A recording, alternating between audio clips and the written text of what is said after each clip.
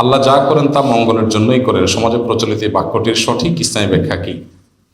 আল্লাহ রাব্বুল আলামিন আমাদের জন্য দুনিয়াতে যা কিছু করেন এর পেছনে মঙ্গল থাকতে পারে, আমাদের কোনো কল্যাণ থাকতে পারে, এই সুধারণা আল্লাহর প্রতি রাখা।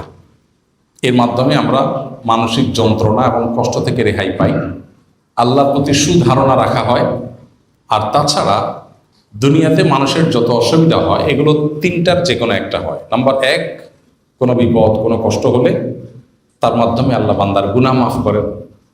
কোনো অন্যায় করেছে, আল্লাহ তার জন্য দুনিয়াতে কোনো একটা কষ্ট দিয়েছে, ওইটাকে কাটাবার জন্য। আল্লাহ তাকে আখিরাতে পাকড়াও করতে চান না, সেই জন্য। আবার কখনো কখনো বিপদ বা কষ্ট হয় আমাদের মর্যাদাকে বৃদ্ধি করবার জন্য। আবার কখনো কখনো আমাদের কষ্ট বা বিপদ হয়, অসুবিধা হয় আল্লাহর পক্ষ থেকে পরীক্ষার অংশ হিসেবে, যে সে বান্দা কতটা টলারেট করতে পারে, সবর করতে পারে কিনা, করে কিনা, তার মানসিকতা কি হয় আল্লাহ সবই জানেন। বাস এটাকে আল্লাহ প্রমাণ করতে চান। তো যে কোনো অসুবিধা মানুষের হবে, এর পিছনে কোনো না কোনো কল্যাণ নিহিত থাকে যদি মানুষ সবর করতে পারে, সঠিক আপনার সিদ্ধান্ত যদি নিতে পারে। এই অর্থে বান্দার জন্য কোনো কষ্টকর বিপদের কিছু আসলেও তার পেছনে কোনো না কোনো কল্যাণ নিহিত থাকে। এই চিন্তা, এই ঈমান, এটা শুধু মানুষকে সান্ত্বনা দেওয়ার জন্য না, এটা বাস্তবতাই। আর এই বাস্তবতার প্রতি যখন বিশ্বাস প্রগাঢ় হবে তখন তার জীবনে দুঃখের মধ্যেও সে সুখ পাবে। এই জন্য পৃথিবী জুড়ে সবচেয়ে বেশি তুলনামূলক মুসলমানরা সুখে থাকে। তার প্রমাণ কি? তার প্রমাণ হলো বিশ্ব স্বাস্থ্য সংস্থার জরিপ অনুযায়ী প্রতি বছরে, আপনি বেশ অনেক বছরের জরিপ মিলিয়ে দেখতে পারেন, সৌদি আরবের রিয়াদ থেকে একটা বই প্রকাশিত হয়েছে, রব্বি আল্লাহ, আরবি মূল বইয়ের নাম। এটা 40-50টা ভাষায় অনুবাদ হয়েছে। এটার বাংলা অনুবাদটা আমি করেছিলাম আরো কোথাও 10-12 বছর আগে। তো ওই বইটাতে একটা ছক দেখানো হয়েছে বিশ্ব স্বাস্থ্য সংস্থার জরিপ অনুযায়ী পৃথিবী জুড়ে আত্মহত্যার প্রবণতা ধর্মবিশ্বাসের ভিত্তিতে। তো সেখানে দেখানো হয়েছে বেশ কয়েক বছরে দেখা গেছে যে গোটা বিশ্ব জুড়ে আত্মহত্যার প্রবণতা সবচেয়ে বেশি হলো যাদের কোনো ধর্মে বিশ্বাস নাই, কোনো সৃষ্টিকর্তার প্রতি বিশ্বাস নাই। তো যাদের কোনো ধর্মে বিশ্বাস নাই তাদের আসলে মানে সান্ত্বনার কোনো জায়গা নেই। একটা মানুষের কোনো সান্ত্বনা তো লাগে, সান্ত্বনার কোনো জায়গা নেই। তাদের মধ্যে আত্মহত্যা বেশি, কারণ তারা সবচেয়ে বেশি মনের কষ্টে থাকে, দুঃখে থাকে। আত্মহত্যা মানুষ সাধে করে না। আর আত্মহত্যার প্রবণতা গোটা বিশ্বের রিলিজিয়াস যারা আছেন, ধার্মিক যারা আছেন, এদের মধ্যে সবচেয়ে কম হলো মুসলমানদের মধ্যে। অথচ মুসলমানরা সবচেয়ে দুঃখে আছে। আফ্রিকা জুড়ে মুসলমান না খেয়ে আছে, গোটা বিশ্বে মুসলমান যেখানে আছে সেখানে যুদ্ধ চাপিয়ে দেয়া আছে, নানা রকমের জুলুম নিষ্পেষণ চলছে। আত্মহত্যা সবচেয়ে বেশি এদের মধ্যে থাকার কথা, কিন্তু পরিমাণ সবচাইতে কম। কারণ ওই যে তাদের ঈমান তাদেরকে সুখী করে। এই জন্য কেউ যদি সুখী হতে চায়, সে সম্পদ সঞ্চয়ের চাইতে সেই জন্য দিনকে বেশি ধারণ করার চেষ্টা করে। কেউ যদি সত্যি সুখ চায় তাহলে তার সম্পদের চাইতে দিন ধারণের প্রয়োজন বেশি। হ্যাঁ, কেউ যদি ভাবসাব চায় তাহলে ডেফিনেটলি সম্পদ লাগবে। ভাবসাব ভিন্ন জিনিস, আর সুখের অভিনয় এক জিনিস, আর সুখ আরেক জিনিস। সুখের ভালো অভিনেতা হতে চান তাহলে অনেক টাকা পয়সা লাগবে, আর সুখী হতে চান তার জন্য দিন লাগবে। দিন, আল্লাহর কাছে নিজেকে সারেন্ডার করার মতো মানসিকতা লাগবে, বাস। তো এই জন্য নবী করিম সাল্লাল্লাহু আলাইহি ওয়াসাল্লাম বলেছেন, আজাবান লি আমরিল মুমিন, আজাবান লি আমরিল মুমিন ইন্না আমরাহু কুল্লাহু খায়র। ইমানদারের পুরো বিষয়টাই খুব পিকুলিয়ার, অদ্ভুত। কারণ ইমানদারের জীবনে সবকিছুতেই কল্যাণ। ইন আসাবাহু খায়রুন, ইমানদারের জীবনে যদি কোনো ভালো কিছু হয়, কোনো সুসংবাদ আসে, উপকারী কিছু আসে, তখন সে শাকারা, আল্লাহর শুকরিয়া জানায়, আলহামদুলিল্লাহ বলে, ক্রেডিটটা আল্লাহকে দেয়। তো একদিকে সে নেয়ামত পেয়েছে, আবার শুকরিয়া আদায় করে সে সওয়াব পেয়েছে, দুই দিকে লাভ। ওয়াইন আসাবাহু শাররুন, আর ইমানদারের যদি কোনো ক্ষতি স্পর্শ করে তাকে, বিপদ আসে, সবারা, তখন সে সবর করে, ধৈর্য ধারণ করে। ফাকানা খায়রাল্লাহ, আর ধৈর্য ধারণ করলে তার বিনিময়ে সে আল্লাহর কাছে রিওয়ার্ড পায়। তাহলে সুখ পেলেও তার লাভ, দুঃখ পেলেও হাতে মরলেও লাখ, বাঁচলেও লাখ। ইমানদার অবস্থা এরকম। এই জন্য নবীজি বলেছেন আজাবান লি আমরিল মুমিন। এই জন্য যে ভাই প্রশ্ন করেছেন তার প্রশ্ন উত্তর হলো এটাই যে আল্লাহ যাই করেন বান্দার জন্য মঙ্গলের জন্য করেন। এর মানে হলো সবর যদি করতে পারে বান্দা, তাহলে দুনিয়ার কোনো অকল্যাণ, দুনিয়ার কোনো কষ্টই মানুষের জন্য ক্ষতিকর নয়। শুধু সবর যদি সে করতে পারে, এটা তার বহুগুণ লাভ হয়ে তার কাছে ফিরে আসবেই আসবে। আল্লাহ আমাদেরকে সবরের তৌফিক দান করুন। একটি মাত্র আমল আছে, একটি মাত্র আমল আছে, যে আমলের বিনিময়ে আল্লাহ ব্ল্যাঙ্ক চেক দিবেন, ব্ল্যাঙ্ক চেক দিবেন। সমস্ত আমলের বিনিময় এত নাকি, এত সওয়াব। কোরআনে কারীমের একটা হরফ, একটা অক্ষর তেলাওয়াত করলে কত নেকি? 10টা নেকি। নেকি কি? নেকি জিনিসটা কি? আখিরাতের কারেন্সি। আমরা টাকাটা ভালো বুঝি, যদি বলতাম যে 10 টাকা পাওয়া যাবে, তাহলে এটা ব্যাখ্যা করা লাগতো, তাই না?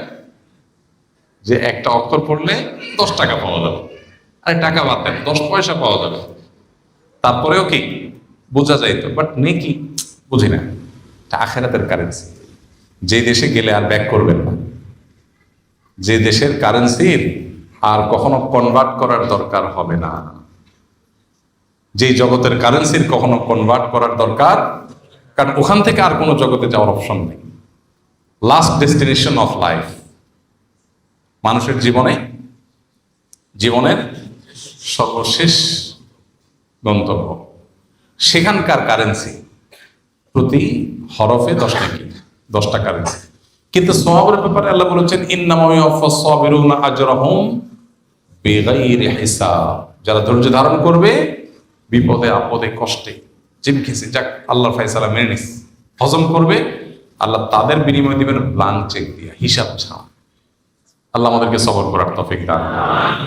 আজকের সমাজে নামাজি কালামী মানুষ পাবেন, পর্দা করেন, হাত মোজা পা মোজা করেন, সেরকম পর্দানশীল মহিলা পাবেন, দাড়ি টুপি আছে মাশাআল্লাহ, হালাল হারাম মেনটেন করেন, এরকম মানুষ পুরুষ পাবেন।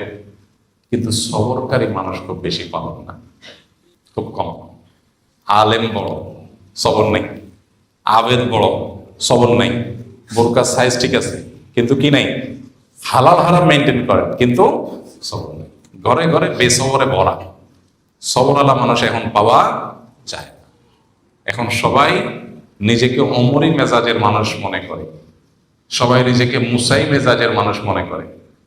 কোনো উল্টাপাল্টা দেখলে আমার মাথা ঠিক থাকে না, একদম উল্টাপাল্টা আমার সহ্য হয় না। উনি নিজে ঠান্ডা মাথা অনেক উল্টাপাল্টা করে যান, শুধু আরেকজনটা দেখে মাথা করে বলে। শয়তান তার অপকর্মকে তার কাছে সুশোভিত করে দিয়েছে, সে মনে করছে সে অনেক ভালো মানুষ। আল্লাহ আমাদেরকে সবরের তৌফিক দান করুন।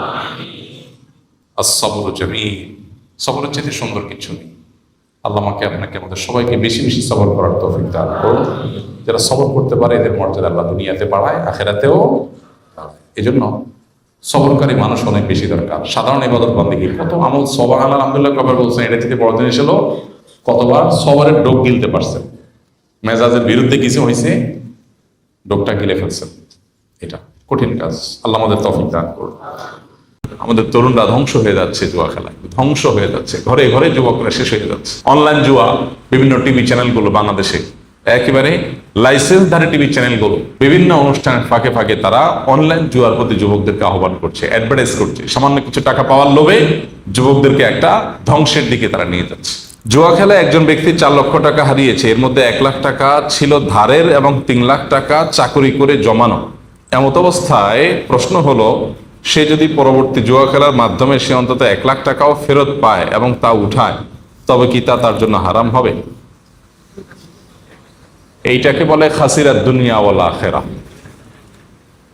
ওয়াযালিকা হুয়াল খুসরানুল মুবিন। আহা, দুনিয়াও গেছে, আখিরাতও গেছে, টাকাও গেছে, আল্লাহও নারাজ হয়েছে। আল্লাহ রাব্বুল আলামিন আমাদেরকে হেফাজত করুন। ভাইরা আমার, আমরা হয়তো ভাইয়ের হালত শুনে হাসছি, আমরা এরকম কত অন্যায় করছি, কত গুনাহ করছি, বেমালুম আমরা আল্লাহর নাফরমানি কাজ করে যাচ্ছি। আল্লাহ আমাকে আপনাকে আমাদের সবাইকে পরিপূর্ণ তাকওয়ার জীবন দান করেন। আল্লাহর বান্দেগীর ভিতরে যে স্বাদ, অন্য কোনো কিছুতে সে স্বাদ নাই। ইবাদতের সে স্বাদ যেন আমরা পাই, সেজন্য নবীজি আমল শিখাইছেন। 5 ওয়াক্ত নামাজের পরে একটা দোয়া কখনো আমরা ছাড়বো না। আল্লাহুম্মা আইন্নি আলা যিকরিকা ওয়া শুকরিকা ওয়া হুসনি ইবাদাতিক। মাশাআল্লাহ, আপনারা সবাই জানেন আল্লাহুম্মা আইন্নি আলা যিকরিকা ওয়া শুকরিকা ওয়া হুসনি ইবাদাতিক। আল্লাহ, আপনার জিকির, আপনার শুকর এবং আপনাকে সুন্দর করে ইবাদত করতে আপনি আমাকে সাহায্য করেন, আমি যেন পারি, আপনি আমাকে সাহায্য করেন।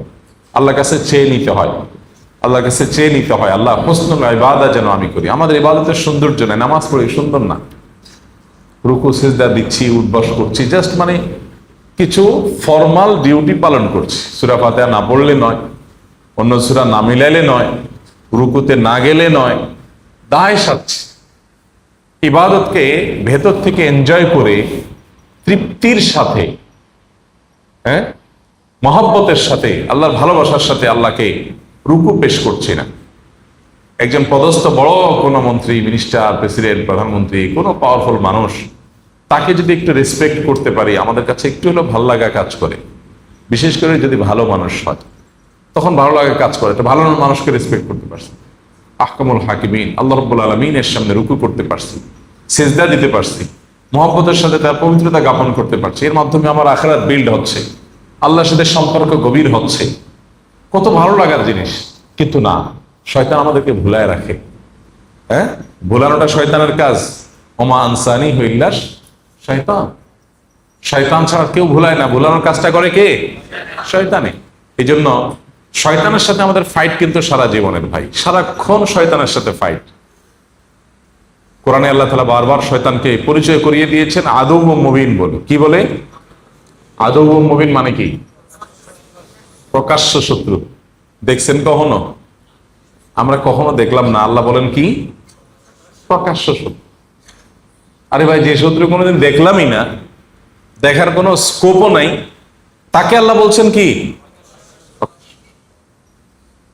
তাহলে কেমন হলো না? এটা অপ্রকাশ্য গোপন শত্রু বললে মনে হয় যে, হ্যাঁ, আসলে কি তাই? শয়তান এর অস্তিত্বটা আমাদের কাছে প্রকাশিত না, কিন্তু তার কর্মকাণ্ড যতটা প্রকাশিত, এতটা প্রকাশিত আর কারোর কর্মকাণ্ড না। শয়তান তার কর্মের মধ্য দিয়ে প্রকাশ্য। বুঝেন নাই? অনেক লোক আছে, ধরেন একজন কেউ ভেতর থেকে ঢেল মারে, ভেতর থেকে কেউ একজন, আপনি বাইরে আছেন, আপনার ঢেল মারতেছে, একের পর এক মারতেছে মারতেছে মারতেছে। তো এখানে সে নিজেকে গোপন রাখছে, কিন্তু তার শয়তানিটা কি নাই? গোপন নাই। এই জন্য আমাদের শয়তানকে মাথায় রাখা উচিত। সবসময় মাথায় কাকে রাখা উচিত? মানে শয়তানের মাথা রাখা মানে পজিটিভ অর্থে মাথায় রাখা না। মাথা রাখা মানে শয়তানের কথা চিন্তায় থাকা উচিত যে ইবলিস কিন্তু বসে নেই, ইবলিস কিন্তু বসে নেই। কোন কোন সালাফ তো বলেছেন, শয়তান নেক্সুরুতে যেহেতু ধোকা দেয়, কোন আমলের প্রতি বেশি আগ্রহ তৈরি হলেও চিন্তা করবে ব্যাপার কি, শয়তান কি আমাকে এর চাইতে গুরুত্বপূর্ণ কোনো কাজ ভুলানোর জন্য এই কাম করতেছে কিনা। এই জন্য ভাই, শয়তান আমাদেরকে বিভিন্নভাবে ধ্বংস করে। এই যে ভাই জুয়া নিয়ে প্রশ্ন করেছেন, এই জুয়ার সাথে শয়তানের সম্পর্ক অনেক গভীর। জুয়ার সাথে শয়তানের সম্পর্ক অনেক গভীর। আল্লাহ তাআলা কোরআনে কারীম কি বলেছেন? ইন্নামাল খামরু ওয়াল মাইসিরু ওয়াল আনসাবু ওয়াল আজলামু রিজসুম মিন আমালিশ শাইতানি ফাজতানিবুহু। শয়তানের নিকৃষ্ট কর্মকাণ্ডগুলোর মধ্যে থেকে এই জুয়া। আজ আমাদের দেশে ফুটবল, ক্রিকেট, বিভিন্ন খেলার উপরে ভর করে আমাদের দেশে প্রবেশ করছে তরুণ সমাজের মধ্যে। এখন সাধারণ স্ক্রিনে খেলা দেখছে, সেখানে বাজি ধরছে টাকা দিয়া, ঘরে ঘরে, এলাকাতে এলাকাতে। এবং এটা এমন ভাবে ব্যাধির মতো ছড়ায় যাচ্ছে যে এই ব্যাধি থেকে আমাদের তরুণ প্রজন্মকে রক্ষা করা খুবই কঠিন। এই সমস্ত খেলাধুলার উপরে ভর করে এই জুয়া সারা দেশে বিস্তৃতি লাভ করছে, তরুণদের মধ্যে বিস্তৃতি লাভ করছে, এবং মোবাইল অ্যাপের মাধ্যমে এটা ব্যাপকভাবে বিস্তৃতি লাভ করছে। অনলাইন জুয়া ব্যাপকভাবে বিস্তৃতি লাভ করছে। তো যেভাবে প্রশ্ন করেছেন তাকে বলবো, জুয়া খেলে যে টাকা চলে গেছে সেটা উদ্ধার করার জন্য আবার যদি নতুন করে জুয়া খেলেন, যে ঠিক আছে আগের গুলা উদ্ধারের জন্য আমি খেলি, তো আগের গুলা উদ্ধার হবে গ্যারান্টি কি? উদ্ধার হবে না হয়ে বরং আরো তো চলে যেতে পারে। কি বলেন? আর যদি উদ্ধার হয়ও, কথার কথা, তো সেক্ষেত্রে শয়তান, যে শয়তানের কাজই হলো জুয়া খেলানো, জুয়ার সাথে শয়তানের নিবিড় সম্পর্ক আছে, সে আপনাকে উদ্ধারের পরে বলবে 1 লাখ উঠছে, আরো তো 3 লাখ আছে, উঠাও। এরপরে বলবে ঠিক আছে আর 2 কদম বাড়ো, প্রত্যেকবার কি আর ধরা খায় মানুষ, এবার হয়তো লাভ করবা। এই জন্য চক্র থেকে আর বের হওয়া যাবে না। শরিয়ার দৃষ্টিকোণ থেকে ওই যে টাকা চলে গেছে সেটা উঠানোর জন্য আর জুয়া খেলার কোনো সুযোগ নাই, পরিষ্কার হারাম হবে। হ্যাঁ, আপনি আগের টাকা যে নিয়ে গেছে, এখন নতুন করে যদি আপনি টাকা জিতেনও সেটা কার কাছ থেকে নেবেন? আর আগের ক্ষতিপূরণের জন্য নতুন করে আবার জুয়া খেলা, এটা জায়েজ হবে না। বরং এক কাজ করেন, দেখেন শয়তান যে এখানে কুবুদ্ধি দিছে ভদ্রলোককে, দেখেন এটা একটা আইডিয়া, মানে একটা কু আইডিয়া দিছে, এর একটা ক্লু এখানে দেই। সেটা হলো, আচ্ছা যেই টাকা চলে গেছে এটা উদ্ধারের জন্য জুয়া খেলতে বুদ্ধি দিছে শয়তান। কেন শয়তান এই বুদ্ধিটা দিতে পারলো না যে ওইটা উঠার জন্য তুমি এখন জানতো মেহনত করে ব্যবসা শুরু করে দাও? কি বলেন, এই বুদ্ধিটা দেওয়া যেত না? কিন্তু না, শয়তান তারে এই যে কুবুদ্ধি যে শয়তান দিছে তার প্রমাণ হলো এটা। সুবুদ্ধির আলামত হয়তো কি, ভাই জুয়া আমার 1 লাখ টাকা গেছে, আগে আমি 8 ঘন্টা ডিউটি করতাম, এখন 12 ঘন্টা না 14 ঘন্টা ডিউটি করবো, ওভার টাইম করে করে 1 লাখ আমি উঠাই ফেলবো। অথবা আগে আমি ব্যবসা করতাম যতটুকু মনোযোগ দিয়ে, এখন তার ডাবল মনোযোগ দিয়ে ব্যবসা করব, বেশি সময় দিয়ে ব্যবসা করব, দোকানটা আগে সকাল 9টায় খুলতাম, এখন ফজরের পরে খুলে ফেলবো, যাতে করে কাস্টমার 2-4টা বেশি হয়, 2-4 পয়সা বেশি আসে, এই 1 লাখ আমাকে উঠাই ফেলতে হবে। শয়তান কখনো সুবুদ্ধি দিবে না, আদৌ মুমিন সে শত্রু, কুবুদ্ধি দিবে। এই ভদ্রলোককে শয়তান কুবুদ্ধি দিছে। তো যিনি প্রশ্ন করেছেন, আমি জানি না উনি এখানে আছেন না অনলাইনে কেউ প্রশ্ন করেছেন, যে ভাই হন না কেন, তাকে বলবো দয়া করে শয়তানকে বেইজ্জত করে তার মুখে চুনকালি মেখে দিয়ে জীবনের তরে হিম্মতের সাথে সাহস করে হারাম থেকে বের হয়ে আসেন। বান্দা যখন তওবা করে বের হয়ে আসে, আল্লাহ বান্দার সব গুনাহ মাফ করে দেয়। আপনার টাকা হারিয়েছেন, যে গুনাহগুলো হয়েছে, এগুলো সবগুলো আল্লাহ মাফ করে দিবেন। ইন্নাল্লাহা ইয়াগফিরুয যুনুবা জামিআ লা তাকনাতু মির রাহমাতিল্লাহ, ইন্নাল্লাহা ইয়াগফিরুয যুনুবা জামিআ। আল্লাহর রহমত থেকে নিরাশ হবেন, আল্লাহ সব গুনাহ মাফ করে দিবেন, আল্লাহ ওয়াদা করেছে। আল্লাহ আমাদেরকে গুনাহ থেকে বের হয়ে আসার তৌফিক দান করুন। তওবা করার হিম্মত সবাই হয় না ভাইরা আমার।